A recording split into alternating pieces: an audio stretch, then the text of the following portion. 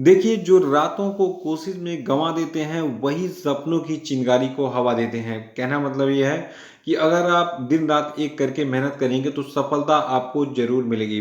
देखिए, आज है 8 अक्टूबर का दिन और आज की वीडियो में टोटल 11 मोस्ट इम्पोर्टेंट प्रश्नों पे हम चर्चा करेंगे, जो कि अभी सभी परीक्षाओं के लिए मोस्ट इम्पोर्टेंट है। और देखिए, आज की वीडियो की खास बात ये है कि इसमें आज हम 2 नोबेल प्राइज़ के बारे में बात करेंगे। और इसमें पहला आपका होगा साहित्य का नोबेल पुरस्कार, दूसरा होगा भौतिकी का नोबेल पुरस्कार। तो बने रहिए शुरू से लास्ट तक वीडियो में। देखिए आप इस वीडियो को पूरा देखने के बाद आप इसकी पीडीएफ फाइल जो है वीडियो के डिस्क्रिप्शन बॉक्स से और हमारे टेलीग्राम चैनल से भी डाउनलोड कर सकते हैं। और जो लोग नए वो चैनल को सब्सक्राइब जरूर कर लेंगे साथ, ताकि आने वाले सभी वीडियो का नोटिफिकेशन आपको ऑटोमेटिक मिलता रहे। और वीडियो को लाइक और शेयर भी कर दीजिएगा। देखिए, आज का पहला प्रश्न है कि विश्व में कौन सा देश चीनी का सबसे बड़ा उत्पादक बन गया है। तो देखिए, ये देश आपका भारत है। भारत विश्व में चीनी का सबसे बड़ा उत्पादक बन गया है। देखिए, प्रोडक्शन वाले क्वेश्चन एग्जाम में बहुत पूछे जाते हैं कि चीनी के उत्पादन में कौन नंबर 1 है, या फिर किसी भी चीज़ के उत्पादन में कौन सा देश पहले स्थान पर है। तो अभी हम शुगर यानी कि चीनी की बात कर रहे हैं। चीनी के उत्पादन में भारत सबसे बड़ा देश बन गया है, यानी कि सबसे बड़ा उत्पादक बन गया भारत। देखिए, एक खास बात और है, भारत जो है ये चीनी का सबसे बड़ा उत्पादक तो है ही, साथ में दुनिया में चीनी का दूसरा सबसे बड़ा निर्यातक देश भी है। यानी कि चीनी दूसरे देशों को बेचने के मामले में हम पूरी दुनिया में दूसरे नंबर पर हैं। देखिए, उपभोक्ता मामलों और खाद्य और सार्वजनिक वितरण मंत्रालय के अनुसार सहायक अंतर्राष्ट्रीय कीमत और केंद्र सरकार की नीति ने भारतीय चीनी उद्योग की इस उपलब्धि को साकार किया है। और दूसरा कि अंतरिक्ष की यात्रा करने वाली पहली अमेरिकी मूल की महिला कौन बनी। तो देखिए, जो आपकी निकोल मान है, ये अंतरिक्ष की यात्रा करने वाली पहली अमेरिकी मूल की महिला बन गई हैं। देखिए, अभी हाल ही में निकोल मान ने 5 अक्टूबर 2022 को नासा यानी कि जो अमेरिका की अंतरिक्ष एजेंसी है उसके बारे में बात कर रहे हैं, जिसका नाम नासा है। तो नासा के प्रक्षेपण मिशन के बाद अंतरिक्ष में यात्रा करने वाली ये पहली अमेरिकी मूल की महिला बन गई। देखिए, अमेरिका से बहुत सारी महिलाओं ने जो है अंतरिक्ष में यात्रा की है, लेकिन कोई भी अमेरिकी मूल की नहीं थी। ठीक है, यानी सब आउट ऑफ अमेरिका की थी। तो एक अमेरिकी लेडी है निकोल मान, ये पहली अमेरिकी मूल की महिला बनी है अंतरिक्ष की यात्रा करने वाली। देखिए, जो निकोल मान है, ये उन 4 अंतरिक्ष यात्रियों में शामिल हैं जिन्होंने अंतर्राष्ट्रीय अंतरिक्ष स्टेशन के लिए दोपहर में, यानी कि दोपहर की बात मतलब 5 अक्टूबर की हो रही है, तो 5 अक्टूबर को दोपहर में फ्लोरिडा से उड़ान भरी थी। देखिए, अमेरिका की जो ऑफिशियल यानी कि सरकारी अंतरिक्ष एजेंसी है उसका नाम नासा है। वहाँ पर एक और अंतरिक्ष एजेंसी है जो कि प्राइवेट है, जिसका नाम है स्पेस एक्स, जिसके मालिक है एलन मस्क। ठीक है, तो एलन मस्क की कंपनी स्पेस एक्स ने क्रू 5 मिशन के तहत अभी हाल ही में 4 अंतरिक्ष यात्रियों को फ्लोरिडा के अंतर्राष्ट्रीय अंतरिक्ष स्टेशन के लिए रवाना किया था। और इस यान में एक रूसी अंतरिक्ष यात्री, 2 अमेरिकी और एक जापानी यात्री शामिल थे, जिसमें निकोल मान भी थी। और ये जो मिशन आपका है ये 6 महीने तक चलेगा अंतरिक्ष में। ठीक है, याद रखिएगा इसको। और अगला है कि हाल ही में किस देश ने अमीरों के लिए कर में कटौती के प्रस्ताव को रद्द करने का फैसला किया है। तो देखिए, यूनाइटेड किंगडम यानी कि यूके ने अमीरों के लिए कर में कटौती यानी कि टैक्स में कटौती के प्रस्ताव को रद्द करने का फैसला किया है, और इसीलिए काफ़ी चर्चा में है समाचार। देखिए, जो यूनाइटेड किंगडम की प्रधानमंत्री हैं लिज ट्रस, इन्होंने अभी हाल ही में जितने भी अधिक कमाई करने वाले लोग हैं उनके आयकर में कटौती की योजना को वापस ले लिया है। और इस कदम से यूनाइटेड किंगडम के वित्तीय बाजारों में उथल पुथल मच गया है। साथ ही उन्होंने कहा है कि वो सालाना 1,50,000 यानी कि लगभग 1,67,000 से अधिक की कमाई करने पर भुगतान किए गए शीर्ष 45% आयकर को खत्म नहीं करेंगी। और चौथा प्रश्न कि हाल ही में किस राज्य में राष्ट्रीय स्वच्छ गंगा और सहकार भारती मिशन के द्वारा विशाल किसान सम्मेलन कार्यशाला आयोजित की गई। तो देखिए, भी हाल ही में हरियाणा राज्य में जो है राष्ट्रीय स्वच्छ गंगा मिशन और सहकार भारती मिशन, इन दोनों के द्वारा मिलकर एक विशाल किसान सम्मेलन की कार्यशाला यानी कि वर्कशॉप को आयोजित किया गया था। देखिए, जो ये विशाल किसान सम्मेलन कार्यशाला था, इसका आयोजन राष्ट्रीय स्वच्छ गंगा मिशन और सहकार भारती के द्वारा ब्यानपुर गांव सोनीपत हरियाणा में किया गया था। यानी कि हरियाणा के सोनीपत में ब्यानपुर गांव में किया गया था। और इस कार्यशाला में 200 से अधिक किसानों ने भाग लिया। ये सम्मेलन गंगा बेसिन में किसानों के बीच प्राकृतिक खेती को बढ़ावा देने के लिए आयोजित किया गया था। देखिए अगला प्रश्न हमारा है कि विश्व सेरेब्रल पाल्सी दिवस कब मनाया जाता है। देखिए सेरेब्रल पाल्सी एक बीमारी होती है जो आमतौर पर जो गर्भ में पल रहा बच्चा होता है उसके मस्तिष्क को ये प्रभावित करती है। तो इसके बारे में जागरूकता फैलाने के लिए यानी कि सेरेब्रल पाल्सी के बारे में जागरूकता फैलाने के लिए 6 अक्टूबर को विश्व सेरेब्रल पाल्सी दिवस मनाया जाता है।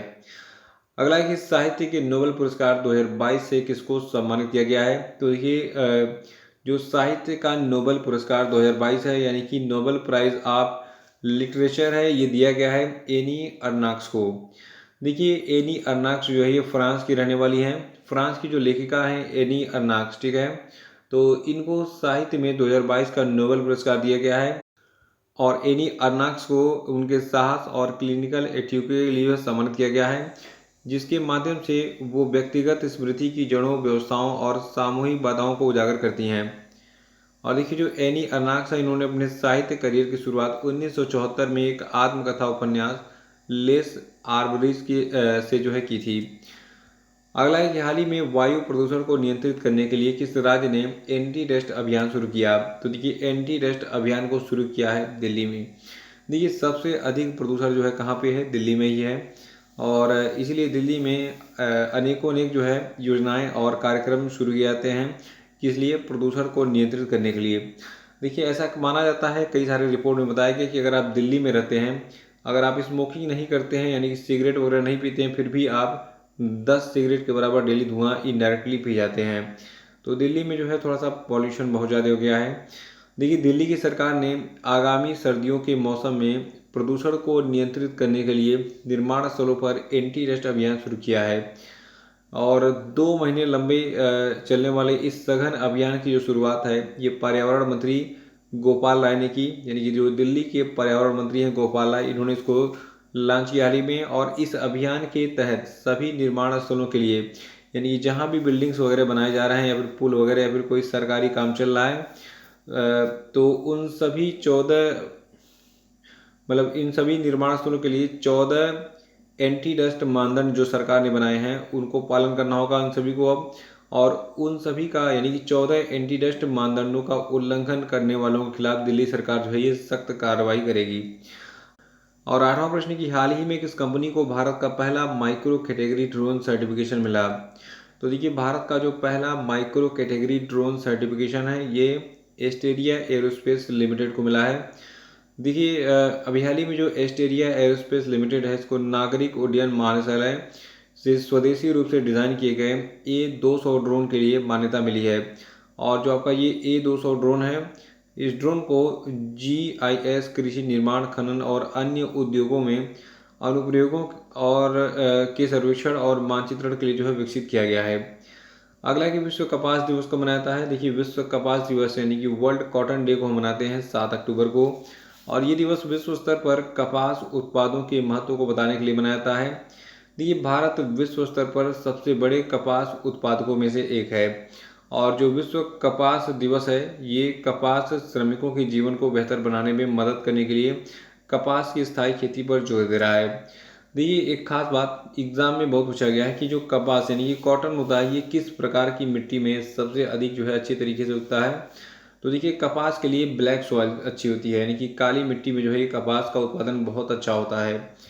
और अगला है कि मेघालय के नए राज्यपाल कौन बने। तो देखिए हाल ही में BD मिश्रा जो आपके हैं इनको मेघालय का नया राज्यपाल बनाया गया है। देखिए जो आपकी BD मिश्रा हैं वर्तमान में अरुणाचल प्रदेश के राज्यपाल हैं, जिनको अभी हाल ही में मेघालय के राज्यपाल का भी अतिरिक्त प्रभार दे दिया गया है। देखिए खास बात जो आपके BD मिश्रा हैं ये 2017 से ही अरुणाचल प्रदेश के राज्यपाल के रूप में कार्यरत हैं।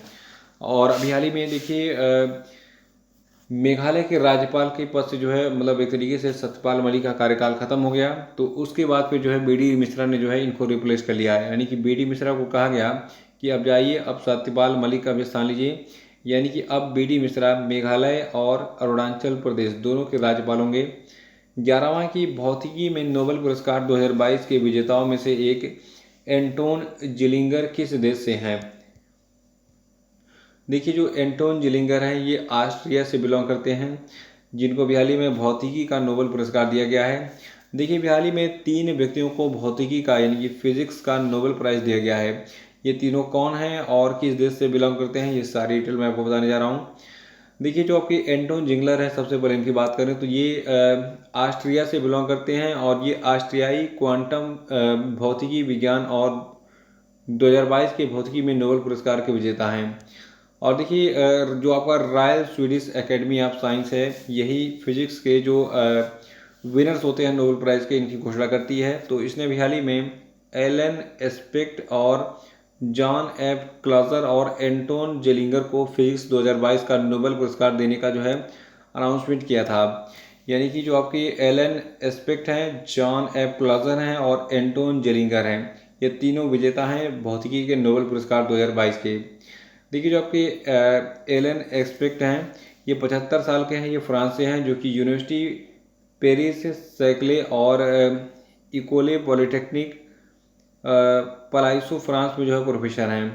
और जो आपकी जॉन एफ क्लॉजर हैं, ये 79 ईयर के हैं और ये यूएसए के जेएफ क्लॉजर एंड अशोक में एक शोध भौतिकी विज्ञानी हैं। जबकि दूसरे व्यक्ति आपके जो है 75 साल के जो आपके हैं एंटोन जेलिंगर, ये ऑस्ट्रिया के वियना यूनिवर्सिटी में फिजिक्स के हेड ऑफ डिपार्टमेंट और रिसर्चर हैं।